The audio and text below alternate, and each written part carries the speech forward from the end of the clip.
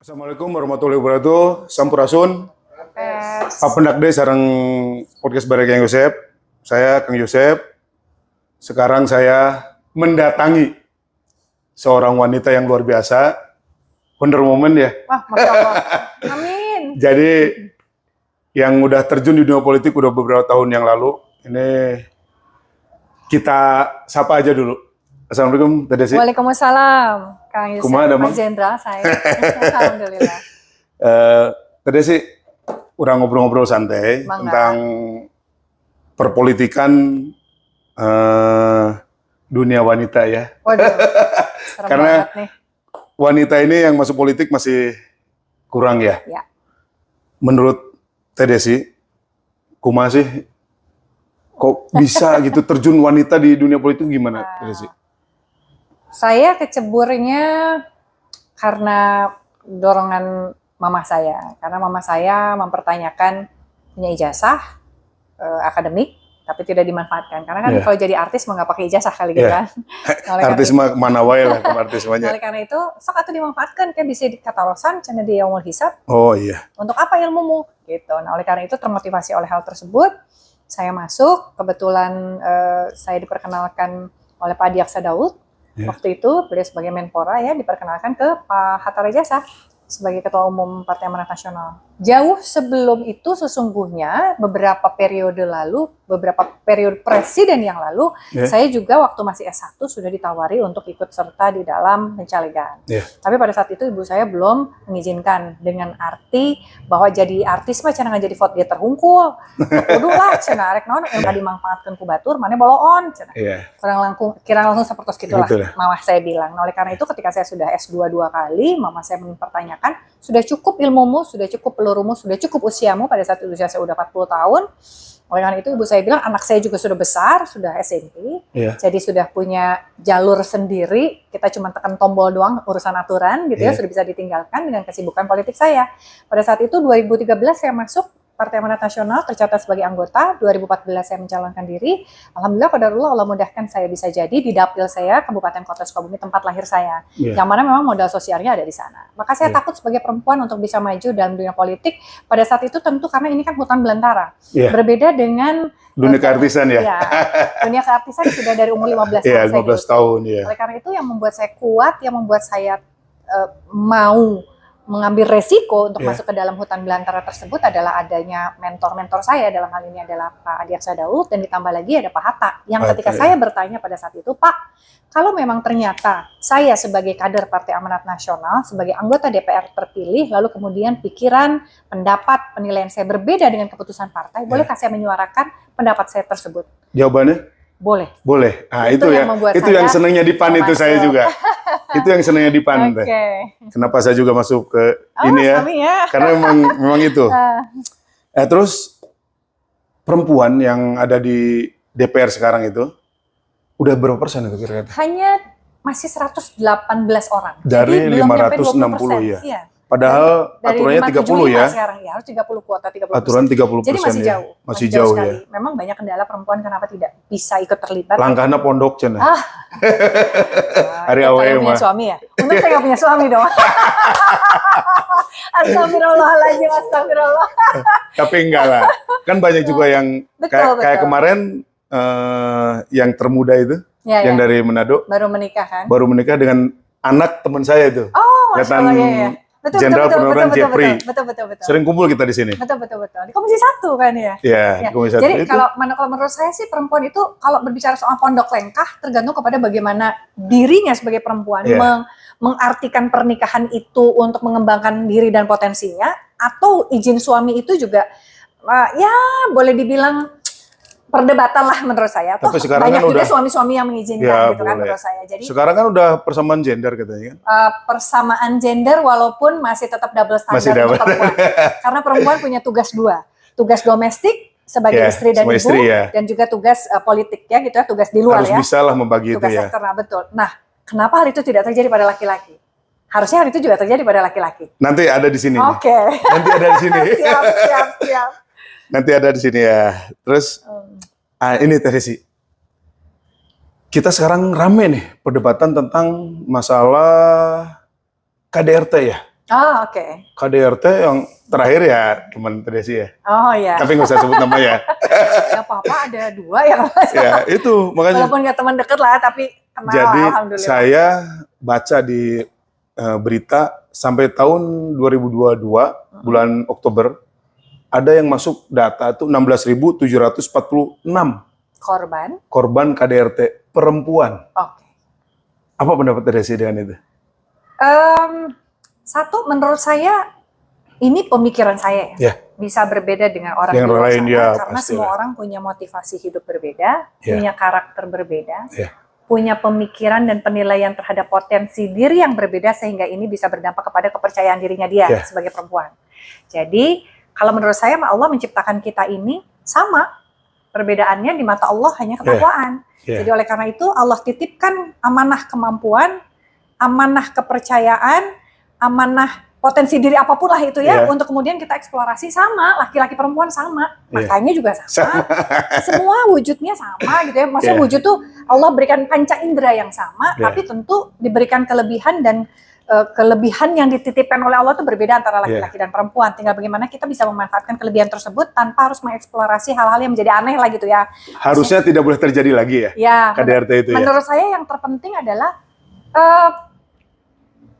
kalau ngomongin soal nggak boleh terjadi lagi, saya melihatnya bukan menyalahkan perempuan. Kita membiarkan hal itu terjadi. Kita membiarkan orang boleh melakukan hal itu kepada diri kita. Kalau perempuannya menjaga, kamu begini saya nggak suka, kamu nggak boleh membuat hal ini kepada saya. Membuat sebuah benteng-benteng dalam konteks benteng-benteng penghargaan diri, dan membuat orang supaya mau menghargai diri kita dengan berani dan dengan kepercayaan diri, itu bisa gitu. Jadi kalau ngomongin soal nggak boleh terjadi kekerasan apapun, tidak hanya dalam konteks rumah tangga, nggak boleh menurut saya. Karena itu sudah menzolimi orang. Tapi kalau ya kita sebagai perempuan tidak boleh membiarkan hal itu terjadi dalam konteks rumah tangga kita, membiarkan suami kita melakukan hal itu, atau kita sendiri membiarkan melakukan hal itu kepada suami kita atau pasangan kita. Karena itu juga kan kalau pernikahan itu resiprokal, menurut saya nggak bisa nyalain juga lakinya doang atau nggak bisa nyalain perempuannya doang gitu. Bahwa hubungan yang toksik itu memang sudah terbangun dari jauh-jauh hari. Sebelum ujungnya nikah, aja kelihatan KDRT-nya. Gitu. Tapi ternyata KDRT itu bukan hanya laki ke perempuan. Perempuan ke laki juga perempuan ada. Pun, ini ada datanya nih. Kurang lebih ada sekitar 2.948 laki-laki lapor di KDRT oleh perempuan. Gimana? Ada perempuan yang galak juga rupanya ya. Kalau menurut saya sah-sah aja sih. Setiap orang yang merasa bahwa dirinya tersakiti di mata hukum sama. Sama karena mereka memiliki hak yang sama untuk melaporkan ketidakmampuannya tersebut. Tidak ada urusan ketidakmampuan itu dilihat dari perspektif perempuan atau laki-laki. Ih, mun laki mah hewanya nggak laporkan atau menilai laki. Oh ya enggak, kalau masalah sakit hati, masalah tersakiti itu nggak ada urusan sama gender gitu, menurut saya. Sama-sama aja ya. Nggak ada urusan sama jenis kelamin gitu menurut saya. Justru konteks budaya tentang gender inilah bahwa laki-laki nggak boleh nangis, perempuan nggak boleh galak teuing gitu misalnya. Juga laki maneh itu kan konteks budaya. Galak, saya galak banget. Itu pertanyaannya, katanya galak. Saya galak banget. Jadi menurut saya bahwa laki-laki menangis ya nggak apa-apa juga, Allah ciptakan air mata yang sama kok. Ya, Allah ciptakan perasaan yang sama gitu kepada laki-laki kalau sama aja. Iya, gitu. Kadang-kadang saya juga kalau lihat suatu kebahagiaan anak jadi terharu kan pasti. Nangis juga. Tentara juga saya keluar air mata juga sama. Jadi menurut saya berbicara soal KDRT, stop KDRT baik itu korbannya laki-laki atau perempuan. Umumnya memang perempuan. Karena itu beranilah untuk bersikap, beranilah untuk menghargai, beranilah untuk kemudian menyatakan tidak jika itu adalah menyakiti, beranilah untuk melaporkan kalau itu memang sudah terjadi. Jadi itu Baraka Yosep satu pengalaman lagi, satu pembelajaran dari seorang Teteh Desi Ratnasari bahwa memang yang marak sekarang adalah KDRT itu ya harus dijaganya mulai dari diri sendiri, baik laki maupun perempuan. Kita lanjut Teh. Nah ini, kita kan terutama Jawa Barat nih Teh. Jawa Barat, bahwa pemimpin dari perempuan tuh ramai pisan dijaga-jaga entong cina. Apalagi kalau udah menurut masuk ke agama ya Teh ya. Agama ya kita Muslim ya. Ya saya udah banyak ketemu-temu orang bahwa Jawa Barat janganlah pemimpin perempuan katanya gitu loh. Banyak masalah. Pendapat Teteh gimana Teh? Kebetulan topik disertasi saya adalah tentang women leadership atau tentang kepemimpinan perempuan dalam konteks kepemimpinan di ranah legislatif ya terutama ya. Walaupun rujukan saya ada beberapa teori yang terkait dengan ataupun jurnal-jurnal penelitian yang terkait dengan posisi perempuan sebagai pemimpin dalam konteks lingkungan eksekutif. Biasanya tingkat kabupaten kota sudah mulai banyak perempuan menjadi pemimpin. Tapi begitu konteksnya gubernur itu di wilayah-wilayah tertentu saja. Nah, oleh karena itu banyak sekali perdebatan antara ngomongin soal konteks budaya patriarki ditambah juga dengan konteks agama. Memang jawabannya akan menjadi berbeda. Kalau berbicara soal bahwa pemimpin di dalam agama itu dalam firman Allah ya, dalam Al-Qur'an itu kan pemimpin itu adalah arijal gitu ya, perempuan, laki-laki itu memimpin perempuan. Gitu. Ketika kita kemudian ada perdebatan antara masing-masing tafsir terhadap ayat Al-Quran tersebut, ada ulama yang menyatakan bahwa ini konteksnya adalah bukan di ranah publik, tapi konteksnya di ranah domestik. Perempuan boleh di ranah publik menjadi pemimpin. Ya boleh-boleh saja, ada orang juga menyatakan gitu, berarti dia perempuan sebagai pemimpin di luar, di ranah publik. Tapi ada juga mungkin ada ulama-ulama yang bilang, oh enggak, ini ranah publik dan ranah domestik tetap perempuan ada di belakang laki-laki. Sebagai pemimpin nggak boleh. Ya boleh-boleh sah-sah saja untuk menyatakan hal itu. Nah menurut saya di dalam budaya Jawa Barat yang memang masih dalam tanda petik katakanlah tidak terlalu memberikan kesempatan yang secara terbuka sekali untuk membuat perempuan itu sebagai pemimpin dalam hal ini gubernur misalnya. Gubernur ya Jawa Barat. Gubernur mah boleh-boleh aja lah, tapi gubernur incan ya nggak apa-apa juga, sah-sah juga menurut saya. Ya silakan-silakan karena berbicara soal ulama ini kan tentu ada kesepakatan antar ulama. Boleh dibilang bisa menjadi fatwa juga, bisa jadi juga jadi fatwa. Apakah kita sebagai umat muslim lebih asik untuk kemudian memperdebatkannya? Menurut saya kita tinggalkan perdebatan yang nggak penting, nanti malah jadi perempuan yang nggak maju-maju gitu. Jadi mendingan perdebatan agama tidak terlalu ditaruh di dalam ranah publik, tapi mendingan menurut saya adalah bagaimana kita menampilkan perempuan ini memang bisa masuk maju sebagai leader ataupun sebagai pemimpin di dalam dunia politik. Nah ini yang harus kemudian didukung tanpa harus ada perdebatan dari aspek agama, ada aspek budaya patriarki. Nggak ada perdebatan ini aja perempuan belum tentu ada masuk dunia politik. Yang ya jangan ditambah-tambah lagi. Jangan ditambah lagi. Perdebatan lain. Jangan dipersulit. Jangan dipersulit ya. Nggak ada perdebatan ini udah susah langkahnya. Ya perempuannya belum tentu punya modal, perempuannya mau nggak punya duit, perempuannya ada duit nggak mau nggak boleh sama suaminya, perempuannya diizinin suami nggak taunya anaknya susah, mesti ngurusin ini ngurusin itu, nggak taunya perempuannya udah mau maju semua, udah modalnya udah ada. Masyarakatnya nggak boleh. Yes, belum lagi nanti masyarakatnya udah oke, tapi ternyata internal partainya tidak pro, susah banget gitu. Banyak ya. Nah, oleh karena itu mari jangan menambah barrier-barrier bagi kemajuan perempuan. Karena menurut saya perempuan yang cerdas justru bisa melahirkan anak-anak yang cerdas. Nah, itu penting. Kalau perempuannya terkukung, insya Allah tidak mampu untuk memberikan pendidikan secara mental maupun secara kecerdasan emosional maupun kecerdasan akademik kepada anak-anaknya. Karena dia adalah figur uminya itu kan. Ibu itu adalah madrasah, rumah yang diciptakan oleh seorang perempuan itu dan juga seorang laki-laki. Tentunya perempuan tidak akan dalam konteks keluarga kan harus seimbang ya gitu. Ada juga aspek laki-lakinya. Beda sama saya masih sendiri. Itu penting gitu untuk keseimbangan dalam konteks mendidik anak gitu. Tapi ramai-ramai kemarin Tedesi udah nikah, Tedesi sudah nikah gitu ya. Di medsos itu banyak sekali. Amin. Semoga jadi doa ya, semoga jadi doa. Gitu menurut saya. Jadi ya tetap perempuan itu harus cerdas. Walaupun mungkin kesepakatan antara suaminya dia tidak menjadi leader, kesepakatan antara suaminya dia hanya dalam konteks legislatif saja, dia menjadi ibu rumah tangga saja, tapi dia tetap harus cerdas. Dia tetap harus memiliki latar belakang akademik, latar belakang informal, itu penting. Lain artis unggul itu. Oh iya, artis itu pinter atau. Artisnya kudu pinter. Artis itu susah loh. Jadi artis itu mesti ngapal skenario. Udah ngapal skenario, ngapal blocking. Ngapal blocking kumacarana untuk pendalaman emosi. Kan itu tuh perlu pemikiran. Amur ada lemot teh harus ya. Udah berapa tahun sih Teteh dunia politik ini? Dunia politik dari 2013. Alhamdulillah ini periode yang kedua. Berarti kurang lebih 9 tahun lah ya. 9 tahun ya? Ya, sampai 2024. Makanya Barak Yosef, kalau Tedes ini udah pinter kan udah 9 tahun. Masya Allah, amin. Yang lain deh, banyak di kalangan artis kan udah mulai nih. Sekarang si Uya Kuya udah gabung kita kan, kemarin dengan saya kan. Betul. Banyak lagi lah. Malah yang terbaru tuh ke PAN itu, Rafael ya? Siapa? Farel ya? Farel ya? Farel ya? Yang Teteh rasakan di sana, di Senayan. kan ketemu ya. Beberapa teman artis. Pas pertama dilantik, terus ketemu rapat, kumaha tah? Belajar dulu atau langsung gas atau gimana di sana itu? Kalau menurut saya, pada saat kita bertemu dengan teman-teman artis di Senayan, tentu konteksnya menjadi berbeda. Kita tidak sama suasana pertemanannya seperti pada saat kita syuting bareng gitu.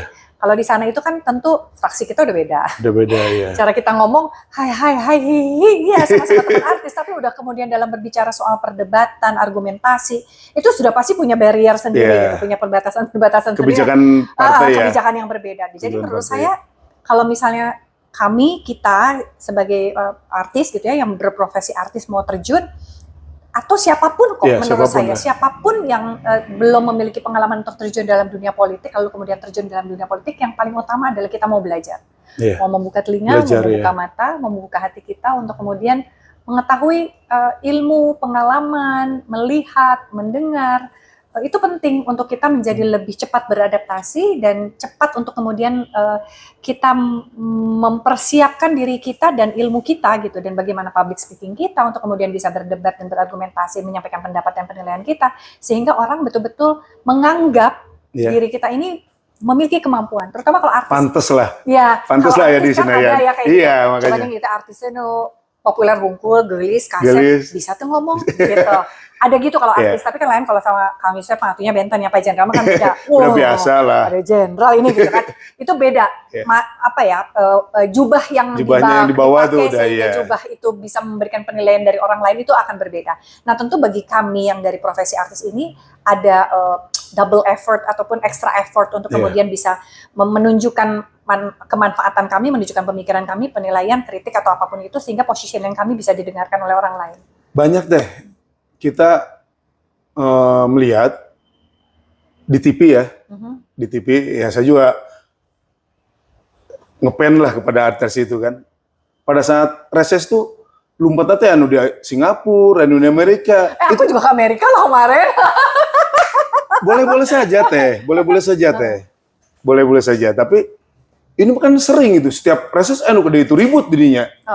Itu kan keluar dari tugas-tugas reses, itu kan tugas sebetulnya Reses tugas untuk balik ke konstituennya kan. Kalau berhusnuzonnya berbaik sangkanya, positive thinkingnya menurut saya adalah bahwa mereka mungkin sudah selesai melaksanakan tugas-tugas mereka di konstituennya atau di dapilnya atau di daerah pemilihannya.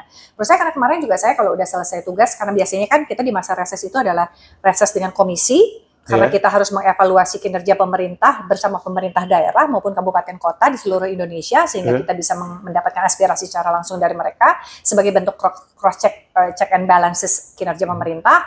Lalu kemudian itu jadi bahan bagi kita untuk kemudian menyampaikannya di masa sidang selanjutnya. Lalu kemudian baru reses ke dapil. Kalau reses ke dapil itu kan karena reses pribadi, tentu waktunya lebih fleksibel, gitu ya menurut saya. Karena mungkin ada teman-teman yang harus 9 hari, tapi bisa diselesaikan dalam jangka waktu 5 hari atau 2 hari ya. 7 hari kemana lah, jangan aja gitu ya menurut saya ya. Karena terus terang saya pribadi juga sebagai masih memegang dunia profesi saya sebagai artis, itu saya lakukan bersamaan pada saat masa reses saya. Jadi misalnya saya syuting film, alhamdulillah ada film saya yang sudah tayang saat ini, itu saya lakukan di masa reses pribadi saya. Gitu. Jadi begitu udah selesai, ayah tuh tata mau syuting ya, bisa deh dipadatkan, bisa kata tim kerja, bisa teh dipadatkan, tapi kudu dek capeknya berarti sehari kudu sabar titik, kemudian sampai malam gitu. Ya udah gitu, mau nggak mau kan. Gitu.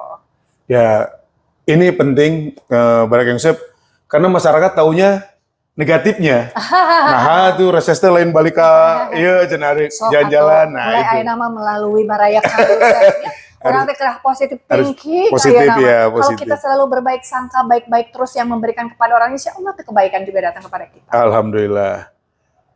Terus teteh 8 tahun, 9 tahun ya ini ya. Pernah di komisi apa aja?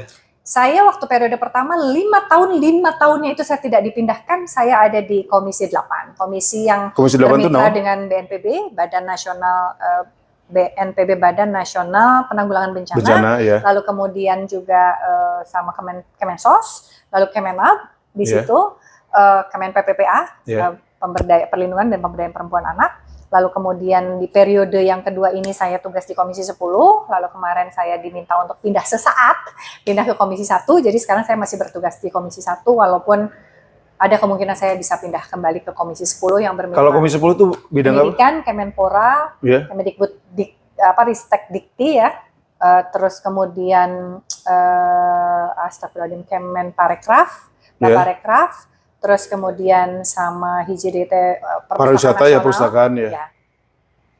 Nonoe kerjakan teh. Di Komisi 10 teh.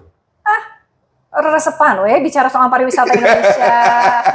Sekarang kan banyak kampung pariwisata, desa pariwisata, karena kemarin pandemi, lalu kemudian kita beralih kan kita nggak bisa keliling-keliling lintas pulau, lalu kemudian lintas negara juga tidak bisa, sehingga di wilayahnya sendiri-sendiri harus kemudian ada percepatan juga ekonomi kumacarana, berarti desa wisata atau kampung wisata atau kampung tematik menjadi sebuah fokus untuk dikembangkan sehingga masyarakat tetap bisa liburan tapi dekat gitu. Saya lihat itu teh di Jawa Tengah kalau nggak salah ada satu desa yang dana desanya tuh dipakai untuk pariwisata. Itu boleh ya dana itu ya? Selama itu tidak menyalahi aturan penggunaan keuangan negara ya.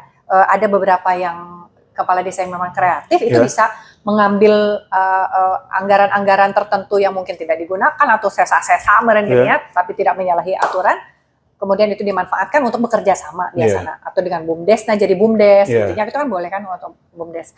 Lalu kemudian yang terpenting juga kalau ngomongin soal pendidikan sih pasti kurikulum menjadi sebuah hal yang utama yang harus kita soroti kemanfaatannya dan bagaimana perubahan sistem pendidikan di Republik Indonesia ini bisa kemudian menghasilkan anak-anak didik yang memang mengarah ke arah entrepreneurship atau ke arah kewirausahaan sehingga mereka lulus itu sudah punya skill, mereka lulus sudah bisa terkait dengan dunia usaha dan dunia industri. Itu juga penting bagaimana MOU SMK yang sekolah vokasi dan kemudian juga SMA bisa juga kemudian melanjutkan sekolahnya kemudian tapi dia tetap punya skill sehingga dia juga tetap bisa mandiri ketika lulus.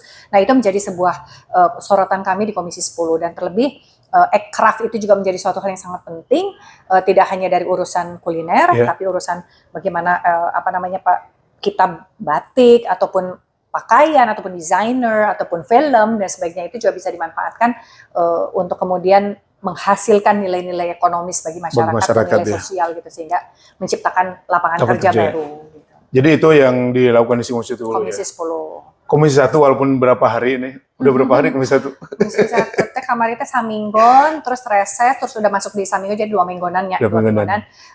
Kalau saya melihat perbedaan dari Komisi 8 sama Komisi 10 ya. Dan kemudian 1. Menurut saya Komisi 1 komisi yang sangat maskulin.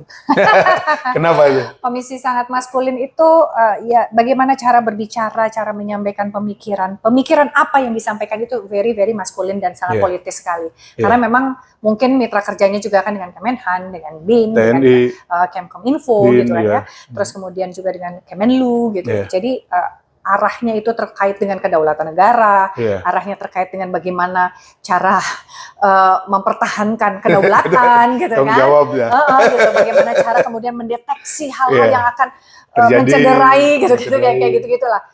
Dan Kominfo juga lebih ke arah teknis maskulin menurut saya.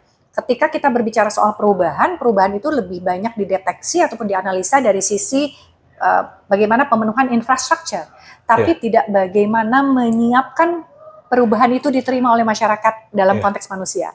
Nah, ketika kemarin saya sempat menyampaikan hal itu di komisi, kemudian banyak orang yang gitu, mungkin nggak ada psikolog yang masuk di Komisi 1 gitu kan.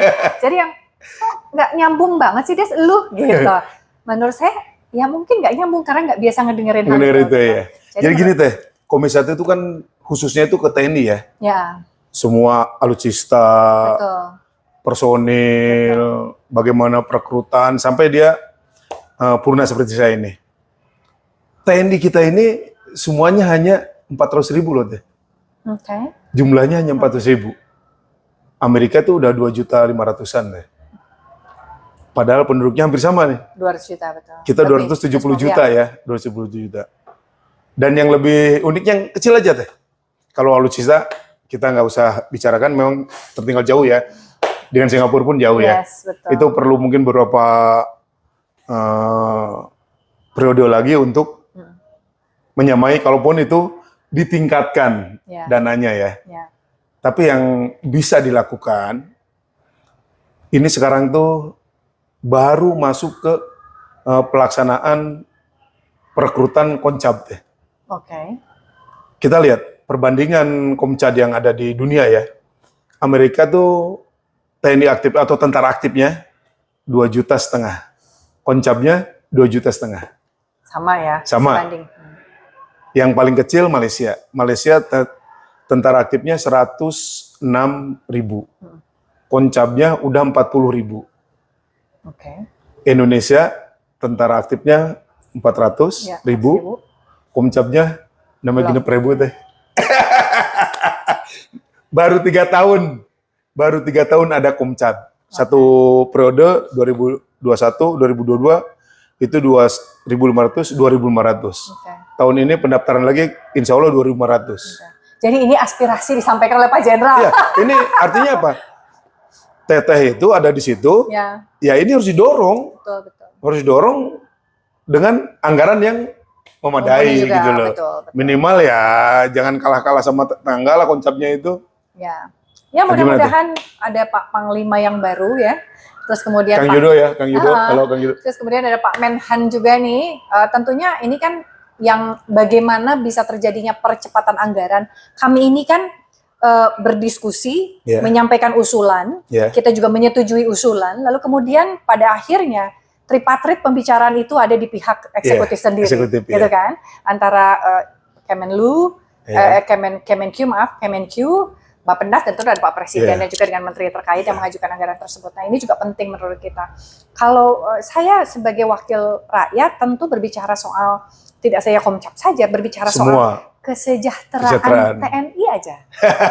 Itu aja masih jauh. Kemarin saya sempat ngelihat kunker, ini apa namanya? Imah atau Imah? Imah atau Imah aja. Perubahan namanya jalan apa? Di mana itu tadi? Mana tuh? Saya kemarin ke Semarang. Lantamal yang di Semarang ya. Lantamal. Terus itu astagfirullahaladzim. Rob terus. Jadi akhirnya nggak ditinggalin dong, gitu kan? Namanya apa ini? Namanya pemukiman. Ada yang jalan penyu, ada yang jalan paus. Mohon maaf, saya bukan yang mengecilkan. Saya maksud saya gimana mau betah gitu. Jadi maksud saya, ketika kita berbicara soal kesejahteraan fisik saja, itu masih belum bisa mencapai standar yang cukup layak. Apalagi kalau mau berbicara soal kesejahteraan psikologis para TNI-nya. Jadi waduh, kalau ngomongin urusan kesejahteraan psikologis, saya waktu itu yang mengantar saya, ada salah seorang prajurit, saya tanya-tanya, apa ketemu sama istrinya di sini gimana? Saya 1 tahun tinggal di tenda, gimana saya mau ngajak istri saya? Jadi Bapak ketemu sama istri, ini kan berbicara soal kesejahteraan psikologis. Kesejahteraan psikologis itu berkomunikasi dengan istri, berkomunikasi dengan anak, keberadaan istri secara fisik di samping itu berbeda dengan melihat psikol. Bertemu dengan istri menyediakan sebuah sentuhan. Bapak apa kabar? Anaknya dipeluk sama anaknya. Itu sentuhan psikologis yang sangat berbeda menurut saya. Nah, saya bilang, aduh, baru-baru ngomongin kesejahteraan psikologis nih. Kesejahteraan fisiknya jadi beda. Nah, saya bukannya mengecilkan atau mentertawa, tapi maksudnya ini penting. Ya harus diusahakan oleh semua pihak. Tapi kami di Komisi 1 itu sudah ada panja khusus tentang kesejahteraan TNI. Jadi di periode ini tuh, di periode masa sidang ini sudah dilaporkan apa yang harus direkomendasikan, diberikan kepada Panglima TNI dan juga Menhan untuk kemudian dibicarakan kepada Kemenq gitu ya, untuk ada percepatan kesejahteraan, paling tidak renovasi rumah yang layak sehingga mereka tuh mampu untuk mengajak keluarganya untuk pindah. Ataupun kalau berbicara soal TNI yang bekerja ataupun bertugas di 3T saja daerahnya. Nah itu kan bagaimana juga kita negara hadir menyediakan aksesibilitas kesehatan bagi mereka yang tinggal di daerah 3T, aksesibilitas untuk kemudian pendidikan anak-anaknya, jangan sampai mereka ikut pindah sekolah. Arek kapuskesmas, gitu ya. Seerten gitu maksudnya. Ya, nah oleh karena itu ini menjadi PR. Karena saya 20 tahun di Aceh teh. Di Ambon 3 tahun, di Papua 2 tahun. Nah, di Jawa Tengah aja gitu, apalagi yang di Jawa. Nah, menurut saya ini PR bersama. Kalau memang mau berbicara soal pemerataan pembangunan, siapapun yang akan ditempatkan dimanapun, even itu di daerah 3T, semua rela kok untuk menjaga asal kedaulatan, fasilitas betul. untuk anaknya, kesehatan, itu yang dibicarakan soal masalah kesejahteraan psikologisnya. Ketika keluarganya itu diberikan keamanan secara infrastruktur maupun secara psikologis keamanan dan kenyamanannya, para TNI ini pasti fokusnya akan kedaulatan negara. Udah bukan lagi pada fokus bagaimana menjaga keluarga dan melindungi keluarganya gitu. Menurut saya. Nah, ini saya tuh sempat menyampaikan juga lah omongan-omongan kayak gini. Terus akhirnya saya sempat ngomong sama Kapolri saya gini, ini tuh terlalu maskulin, nggak ngomongin soal aspek psikologis, ya makanya ada lu di sini kata. Oh iya, insya Allah. Tapi memang sangat maskulin sekali, tidak terbiasa barangkali. Kan banyak sekali orang-orang yang memang TNI latar belakangnya, lalu kemudian pimpinan-pimpinan yang which is laki-laki. Kalaupun ada perempuan, semua latar belakangnya adalah latar belakang hukum. Semoga dengan kehadiran saya selalu bilang ke pimpinan komisi, semoga dengan kehadiran saya bisa memberikan paradigma berpikir yang berbeda dari aspek sisi psikologis, saya bilang.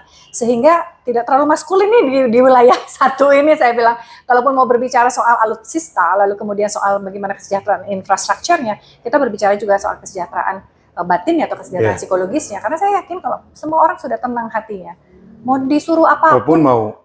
Pasti, apalagi tentara. Negara, ayeuna kieu wae ge daek. Kamu mau diberi ketenangan hati. Ya itu kita udah disumpah teh. Kita memang udah disumpah bahwa istri kita tuh yang pertama senjata. Yang di rumah tuh istri kedua. Istri yang di rumah tuh istri kedua, yang pertama senjata TNI. Tangguh sekali istri TNI ya. Ya ditinggal-tinggal udah biasa lah. Udah biasa tinggal. Anak, saya nggak pernah ngurus anak teh. Saya pernah juga tuh yang nganterin saya. Bu, pernah Bu. Anak saya sampai nggak kenal saya pulang. Iya, nggak kenal, nangis dia. Ini siapa? Om siapa? Saya sedih Bu, katanya gitu. Terus saya bilang, ya kamu, tapi alhamdulillah Bu, sekarang sudah tidak di tenda, sekarang saya sudah di rumah, jadi bisa ngajak anak istri saya. Akhirnya anak saya udah kenal saya, oh good, saya bilang alhamdulillah. Ya itu, memang itulah kondisi prajurit ya. Dan ada lagi loh ceritanya. Jadi pernah tinggal dan bertugas di 3T, dan berbatasan dengan negara lain. Pulang harus menghabiskan uang 28 juta tiket untuk bersama keluarga dan supaya bisa ketemu dengan ayah ibunya. Kan penting ya bertemu keluarga ayah ibu yang mendoakannya, walaupun dari jauh doa itu akan selalu sampai dari orang tua. Cuman kan kayak lebaran, walaupun 2 tahun sekali, 28 juta itu penting dan besar loh. Saya bilang terus pulangnya gimana? Yang ngutang Bu, saya bayar nyicil. Keberi dulu. Iya, terus saya langsung bilang, oh gitu ya, iya Bu. Terus akhirnya itu kalau nggak ada di sini, saya dengan kepolosan anak baru ya di komisi, nggak disediakan itu dari kantor untuk khusus pulang. Ada Bu, katanya naik apa namanya yang besar itu? Yang Hercules. Yes. Tapi kan nggak nyaman buat anak istri saya Bu. Itu pun harus daftar lama. Hercules itu nggak bisa langsung. Iya, terus saya langsung bilang, wah ini harus diomongin. Hercules harus ada knockdown kursi standby untuk kemudian prajurit pulang bertemu dengan keluarganya. Itu mantap itu komisi 1 itu baru mantap. Teh, terakhir Teh, kita tentang politik Indonesia ini, kita udah paham, tahu, sering mendengar bahwa politik Indonesia itu kotor, jelek, jahat, terus perlu duit banyak. Berarti saya menjadi bagian di dalamnya. Ini udah masyarakat udah tahu semua, sehingga orang-orang baik itu takut mau masuk ke politik, takut jadi jahat, gitu kan, takut terbuka duit. Orang baik rata-rata terbuka duit. Jadi apa kira-kira kiat-kiatnya untuk biar orang-orang baik itu masuk, duduk di DPR, MPR sana, membawa negara ini menjadi lebih baik lagi? Orang baiknya harus berani untuk masuk ke dalam dunia politik, agar dia menjadi titik-titik baik yang berkumpul menjadi dot-dot-dot yang nyambung. Akhirnya yang tidak baik tadi itu menjadi kemudian tersisihkan. Saya harus seperti itu. Tapi kalau kitanya selalu di luar, yang baik-baik itu selalu di luar, kemudian alergi dengan yang kita lihat itu jelek, ya bagaimana kita mau memberikan kemanfaatan kalau kita sendiri alergi menurut saya itu. Kalau kita mau mengobati sesuatu, bukankah harus diinjeksi? Berperang dengan penyakitnya? Imunnya tambah situ. Jadi menurut saya jangan takut. Saya yakin saya mengawali karir saya sebagai anggota DPR itu juga tidak ujug-ujug lah. Mohon ujug-ujug terus abrak duit ngalayani teman imah. Itu oke kok. Cerdaslah untuk memilih. Saya tidak menyatakan diri saya cerdas, astagfirullahaladzim, maaf. Maksud saya, ketika kita mampu untuk berstrategi, modal itu kita manfaatkan secara efektif dan efisien, ada kok yang mau support kita, ketum kita, DPP itu mau. Nah, jadi berkomunikasi dengan mereka ini menjadi penting untuk memperlihatkan bahwa potensi kita untuk menang itu ada, sehingga mereka juga akan mensupport keberadaan kita. Dan pada saat kita masuk, menurut saya, ini pesan nenek saya ya, saya ingat banget, kamu akan berenang di sebuah kolam, bisa nggak kamu membuat diri kamu tidak basah? Pasti basah. Itu simbol yang disampaikan oleh nenek saya. Bahwa kamu hadir di sana harus menjadi diri kamu sendiri, tapi kamu tidak boleh ikut, kan cek kayak istilah paribasa Arab teh, menjanis-janis, dengan siapa kamu berkumpul kamu akan menjadi sepertinya. Nah, oleh karena itu kata nenek saya itu yang tadi istilahnya. Berarti harus ada barrier supaya kita tidak kemiluan kadinya. Nah, tapi tanpa juga mendiskreditkan orang lain yang berbeda dengan kita. Menurut saya kita bisa survive kok. Kita bisa survive. Tergantung bagaimana positioning kita mau menjadi seperti apa, secara konsisten dan berkomitmen kita tunjukkan kita siapa dan bagaimana, tanpa mendiskreditkan orang. Insya Allah orang juga akan menghargai kita seperti apa. Saya yakin itu. Artinya politik itu nggak jahat-jahat sekali gitu ya? Enggak lah. Bagaimana kekuasaan itu dimanfaatkan oleh kita sendiri. Kita mau menjadi seperti apa itu tergantung kita. Jadi kerajaan apapun yang Allah berikan, nggak usah di dunia politik. Yang di mana-mana jahat mah jahatnya. Jadi itu teh hatur nuhun. Sami-sami. Cekapnya. Cekap. Pokoknya semua yang disampaikan pasti ini ada pembelajaran bagi yang suka melihat channelnya Barek Yusef. Memang kita membuat channel itu untuk pembelajaran deh. Betul. Untuk pembelajaran, siapa yang mau bicara, mulai dari kalangan siapapun, apapun profesinya. Setuju. Saya ketemu, kita sampaikan biar semakin banyak orang yang tahu. Iya, setuju. Karena ilmu dari siapa aja, nggak harus selalu dari orang-orang yang terpelajar atau memiliki titel. Jangan-jangan dari mereka yang tidak sekolah, bahkan banyak pelajaran hidup. Lebih banyak ya pelajaran hidup. Atur nuhun teh. Sami-sami. Demikian Barek Yusef. Wassalamualaikum warahmatullahi wabarakatuh. Sampurasun. Sampai. Hatur nuhun. Sami-sami Kang.